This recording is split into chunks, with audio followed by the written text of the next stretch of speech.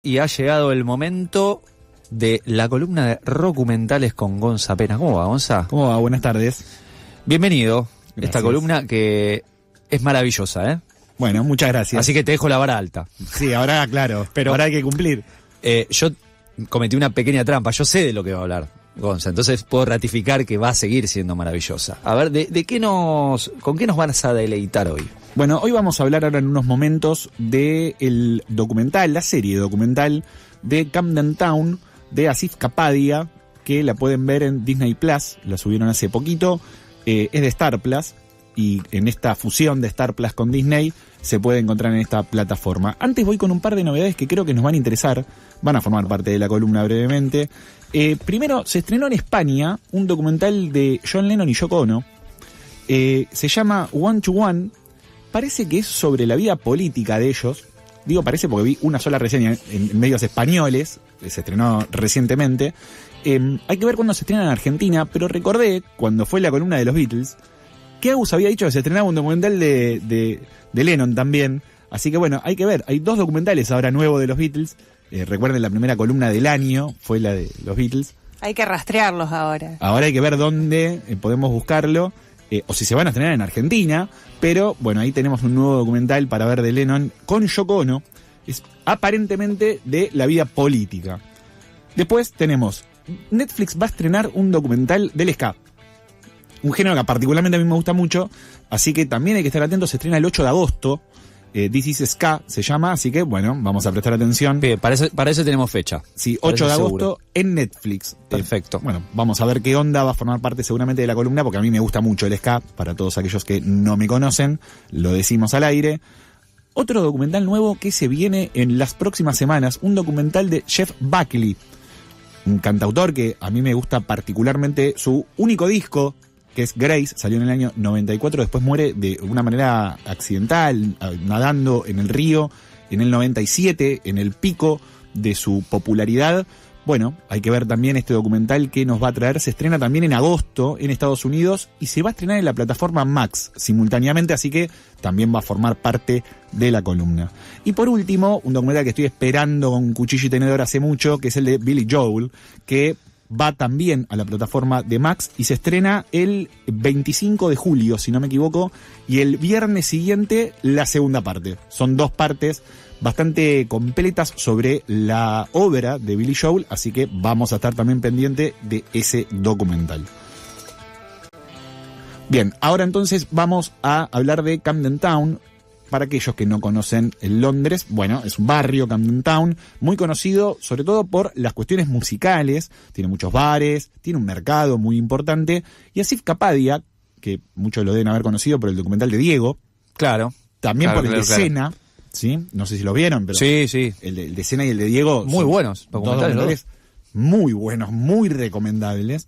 En Camden Town lo que hace Asif Kapadia es partir en 4 episodios la historia de todas las bandas, los géneros y sobre todo de los bares que hay en ese barrio de Inglaterra. A mí me gustó muchísimo, como todo lo que hace Kapadia, pero particularmente se mete con tal vez mis bandas preferidas de toda la vida. El documental arranca con el primer tema del primer disco de los Clash, Janie Jones, tal vez uno de los mejores primeros temas de los primeros mejores discos, ¿no? Y empiezan a hablar los testimonios, estamos hablando de testimonios de Noel Gallagher, Chris Martin, Dua Lipa, digo, gente bastante conocida. Sí. ¿Por qué Camden Town fue tan importante en sus vidas? Entonces empiezan a decir, bueno, yo en Camden viví en tal bar tal cosa, conseguí tal disco, conocí tal banda, me di a conocer con mi primera bandita. Así empieza el documental, que ya nos mete en un primer episodio muy adentro, sobre todo por el calibre de sus testimonios. Después, algo que me gusta mucho del documental es que no se queda con una banda o un género por episodio, porque podría haber sido una manera de segmentarlo. Bueno, el primer episodio va a ser del punk, ponele, el segundo del pop, el tercero del rap. No es tan así. Si bien tiene lógica, porque el primero se llama Made in Camden, o sea, las cosas que salieron de Camden. El segundo se llama Rebel and Misfits y tiene más que ver con el rock. El tercero tiene más que ver con el hip hop y el cuarto con el dance. No está tan segmentado para decir, bueno, esto es así, me veo el 2 porque el 4 no me interesa. hay que verlo entero, me parece. En el primero, como decía, tiene que ver con las cosas que salieron de Camden. Entonces aparece Chris Martin, Coldplay salió de Camden, Chris Martin se va a vivir a Camden y empieza a tocar con lo que era una bandita britpopera del momento y que la termina pegando en el comienzo de los 2000. Está muy bien detallado cuando Yellow suena por primera vez en la radio. Dua Lipa también vive un tiempo en Camden. Sus padres estaban escapando de la guerra en Kosovo. Claro. Y se van a Inglaterra y claro, una joven Dua Lipa encuentra en las disquerías, en los bares, muchas de las cosas que van a terminar influenciándola después en la música pop.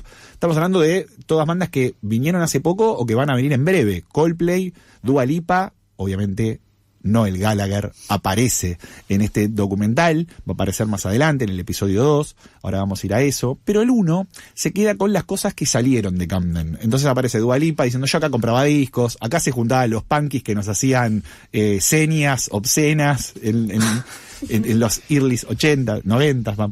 Entonces, bueno, claro, uno va recorriendo los bares, las disquerías, los lugares donde tocaban las bandas y empieza a conocer el barrio en ese primer episodio, donde un poco profundiza Chris Martin lo que fue el estallido de la segunda ola del Britpop en Camden, en Londres.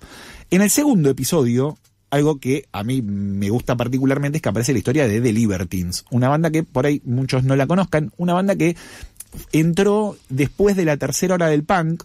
O sea, hubo una primera ola del punk en los 70, una segunda en los 80, una tercera en los 90, y medio como que llegó hasta ahí. Y bueno, y Libertines cae en los 2000. El primer disco de Libertines es del 2002. Muchos por ahí sí conozcan a Pete Doherty, Sí. que es el cantante de la banda, y aparece Pete Doherty hablando de cómo Camden le salva la vida, porque él cae en Camden, se va a vivir con un amigo hasta ahí.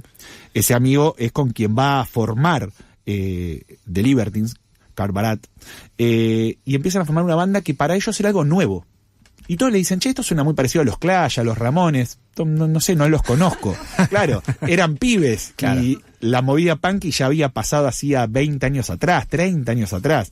Entonces dicen: no, nosotros queríamos sonar a los Smiths, que era lo que más nos gustaba a nosotros, los discos que escuchábamos, y de repente pensábamos que estábamos creando algo nuevo y todos nos venían a hablar de los Clash.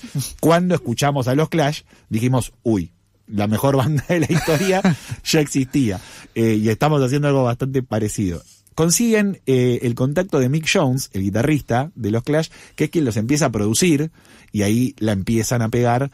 Es muy lindo cómo hablan uno del otro, porque ellos tienen una relación de amor-odio bastante particular. Libertines es una banda que me fascina, yo se las recomiendo a los oyentes, y entre ellos, claro, a veces está todo bien, a veces está todo mal, pero la cuestión es que entre ellos hablan con un amor uno del otro, como diciendo: no, es como mi medio hermano que no tengo, es como mi media naranja en la música. Se tiran muchas flores entre ellos, y está muy bien detallado cómo se graba el primer disco de Libertines, Up the Bracket, que salió en el año 2002. El segundo también es buenísimo, el tercero también. Yo les recomiendo toda la discografía de Libertines, que volvió el año pasado o a principios de este año, y tienen un nuevo disco que es un discazo. Pasó sin pena ni gloria en los charts, pero me parece que es un muy buen disco por ser una vuelta a una banda que hacía 20 años no tocaba. Quiero, para aquellos que se suman ahora y tuvieron la mala decisión de no escuchar desde el principio Nunca Fuiste al Cine, y de no escuchar desde el principio la columna de Gonza Penas, que está hablando de un documental que se estrenó hace muy poquito, que ya está en Netflix, Camden Town, y faltan 2 capítulos, ¿no? Faltan 2 capítulos. Antes, sobre el final del segundo, también va a aparecer otra banda rockera muy importante, que es Oasis, ¿no? En toda esta historia aparece Noel Gallagher, hablando de Camden, hablando de cuando iba a tomar birra Guinness negra tirada en los bares, que hay muchos bares en Camden, digo, no es solamente lugares para tocar o disquerías o un mercado, sino también hay muchísimos bares que están muy bien detallados en el documental, dónde se juntaban a jugar al pool todos los músicos, cómo se bardeaban entre ellos, ¿no? El Gallagher dice: no, nosotros lo teníamos de punto a Graham Coxon de Blair, entonces nos echaban de los bares y nos mandaban a otro bar a donde no estén ellos. Todo eso me parece que le suma al documental, todas esas pequeñas historias del día a día de un barrio que, insisto, es uno de los barrios más importantes en la historia del rock alternativo en Inglaterra.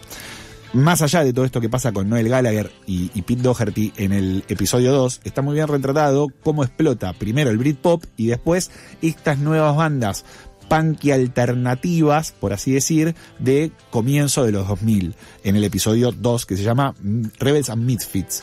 En el episodio 3 vamos a meternos ya con la historia del hip hop, la cultura negra en Camden, que también es muy importante, y va a aparecer alguien que apareció en la columna del sábado pasado. El sábado pasado no, ¿cuándo estuve? El anterior, sí, 2 semanas, 3 semanas. Que es Questlove, el músico de The Roots, aparece como músico de The Roots, en la columna pasada había aparecido como el documentalista de Sly Stones, ahora aparece como músico de The Roots. Lo que lleva al episodio 3 es toda la historia del hip hop en Camden. Dice, nosotros veníamos de Estados Unidos, veníamos de Filadelfia, pensábamos que la teníamos re clara, para colmo íbamos a bailar a boliche donde pasaba música vieja, y de repente sale un sampleo zarpado, y nosotros decíamos, ¿qué está pasando? ¿Dónde estamos? ¿Qué es esto que está sonando? Y nos partió la cabeza, y fue lo que hizo que con nuestra banda, The Roots, empezáramos a sonar como sonamos.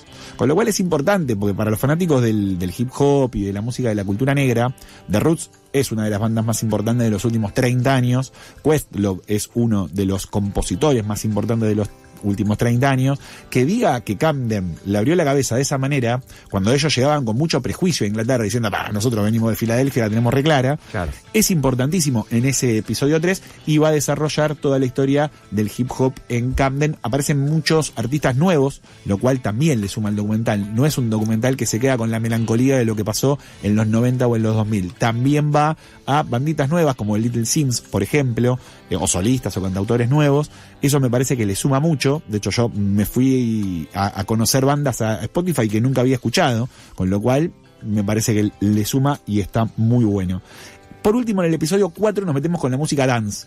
Vuelve Dua Lipa a escena, que no aparecía desde el capítulo 1, está recorriendo disquerías, cuenta dónde iba a comprar los discos, y aparece un disco de Culture Club, y dice, lo que más me llama la atención de Boy George es que esto lo hizo hace 40 años, fue transgresor, pero la gente lo aceptó. Porque si bien Camden, y voy a parafrasear a Carl Barat, dice, no, era un lugar a donde todos los que no nos entendíamos con nadie en la sociedad teníamos nuestro lugar. Si eras un tipo que no encontraba su lugar en el mundo, en Camden tenías un amigo, tenías un género, tenías una banda, ibas a tener un lugar. Bueno, Dua Lipa lo que dice es, acá se aceptaban todos. Culture Club, que era una banda muy rupturista, tuvo su lugar en Camden y grabó este disco. Claro, cuando uno empieza a avanzar en ese capítulo 4, dice, bueno, claro, no solo está Boy George, no solo está Culture Club, hay un montón de bandas dance, como Chic, por ejemplo, que empiezan a sonar en los boliches y la empiezan a romper. Y eso nos lleva a la década del 90 y de los primeros 2000, donde también las primeras raves en Camden empiezan a explotar. Y Dua Lipa lo cuenta en primera persona, dice, a mí me quedó grabada esas primeras raves a las que iba y empezaban a sonar canciones que no había escuchado en ningún otro lado y que después, claro, todos iban corriendo a buscar los discos, los singles, o empezaban a seguir a esos músicos, a esos DJs. Aparecen muchos DJs que por ahí uno no tiene de oído, pero después cuando los googlea dice, claro, es el que compuso este tema que explotó hace, no sé, 10, 15, 20 años, que sonaban en todos los recitales de electrónica o en todas las raves, ¿no? Como cuenta Dua Lipa.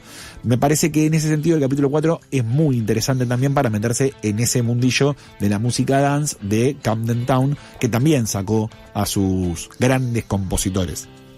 Excelente, Gonza. ¿Te quedó algo por decir en esta hermosa columna?